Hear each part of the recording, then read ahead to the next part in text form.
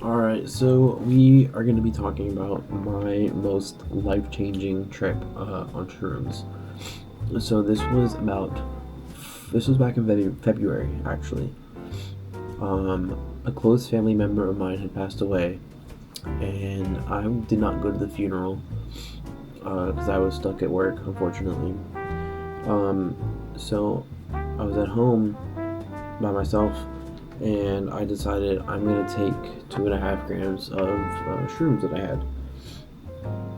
And mind you, this is one of those things where most people would tell you not to do this. Like, this is the most important thing when it comes to taking shrooms is being in the right headspace. Um, not having anything going on in your life that's going to come up in the trip, because it will come up in the trip. That's just how it works, and I think most people's experience. So yeah, I took 2.5 grams. Basically, I think it was the day of the funeral, because I had came home from work and I had nothing to do. So I was like, let me just take some. I don't really know what compelled me to take them, because I knew it was like fresh. Basically, I thought I processed it, but I didn't apparently. Or I didn't process it to the full extent, I guess. I'm not sure. And this was the first death in the family that I had ever experienced at an age where I understood it. The one prior to that, I was probably like 8 or 9. So I didn't really understand. I just knew somebody had passed away, but I didn't really like get it. You know what I mean? So yeah, took 2.5 grams. Spent the first hour outside. It was chill. Trees kind of like, you can see all the fractals through the trees. The skies were changing. The clouds. I understand why the Beatles named their song "Lucy in the Sky with Diamonds," because I was looking at the clouds and they were just like shifting into diamond-shaped patterns, and that was really cool. Like, there was this one big cloud, and I mean, it looked like it was just like diamonds throughout the whole thing. It was really cool. So yeah, about an hour, I go inside, go to the bathroom, and I get to the bathroom, and I just start crying. And I cried for probably about an hour and a half total. And when I say like cried, I mean like I was sobbing for like an hour and a half. Like, it was like hysterical crying.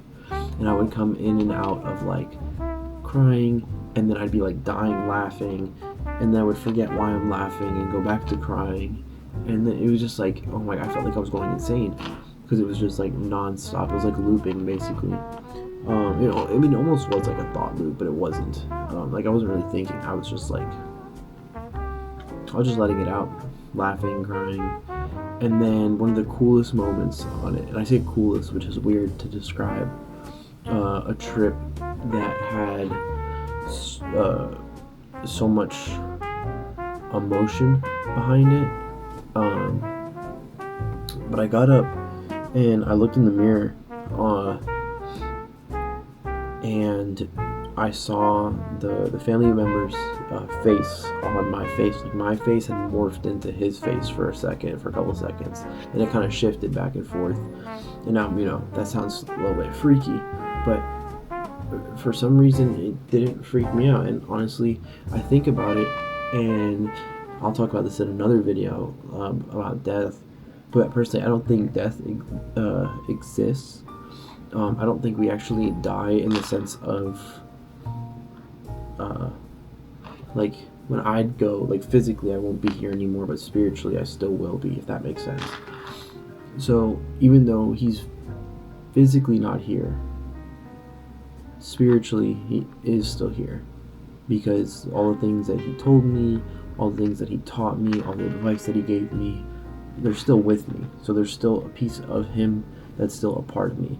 So when I saw that reflection in the mirror of him on my face, it was comforting in a way, if that makes sense. At least that's the way I took it. So yeah, like an hour and a half goes by of me just like sobbing nonstop. Finally that happened, and I think that was like the peak of like what like kind of calmed me down and brought me back to earth a bit, and brought my emotions kind of in check, if that makes sense.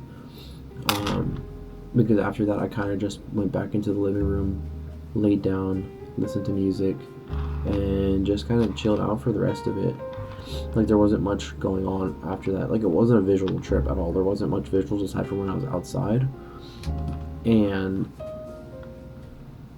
it was just crazy. But the life-changing part about it, aside from that like conclusion that I came up with, an understanding of how I processed his death, was basically that he's still a part of me, even though he's not physically here anymore. The life-changing part was I was at a point in life where I wasn't really taking care of myself, like mentally, physically, emotionally. Like I just wasn't taking care of myself, just about every aspect. And I had walked into my room. My room was a filthy mess. Like there was clothes piled up from like a month.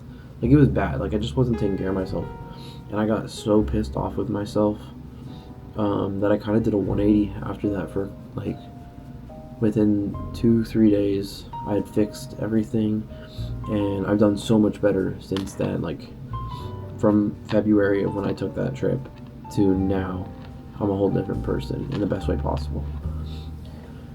But yeah, that was definitely my most life-changing trip, mainly because it changed my understanding on how I understood death, and how I, well, I guess in the future, cope and grieve a loss, a family member or somebody close to me. And it just changed my life on a day-to-day basis, because I was so pissed off with myself of what I've been doing and the way I'd been treating myself, and the living conditions that I was in, and it was just like, it was just shit overall. And now I'm in a much better spot. I take care of myself much better. I still got things to work on. Nobody's perfect, but from then to now, a whole different person. I don't think there's much else to add to it. Those are all like the main things.